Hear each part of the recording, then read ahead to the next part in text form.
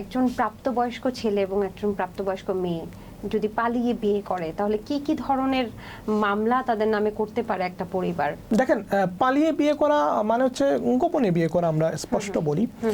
যেহেতু এখন তো একজন আইনজীবীকে পাওয়া অনেক সহজ, একজন কাজীকে পাওয়া অনেক সহজ।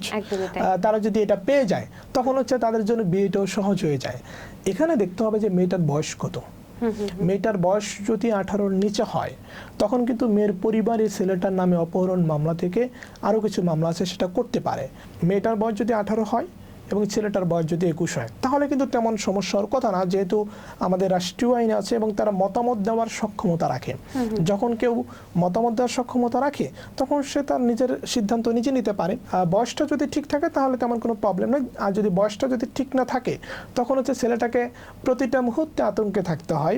তো এই কারণে যে কখন বুঝি পুলিশ আসলো তাকে ধরতে, ঠিক থাকলে আর যদি বয়সটা ঠিক থাকে তাহলে মামলা সংক্রান্ত এরকম কোনো জটিলতা নেই। অনেক সময় মেয়ের পরিবার থেকে ছেলেকে আক্রমণ করা হয়, মারধর করা হয়, আটকানো হয়, জিম্মি করা হয়, অনেক কিছু করা হয়, কিন্তু মামলা যে প্রেক্ষাপটটা আইনি কোনো ঝামেলা নাই।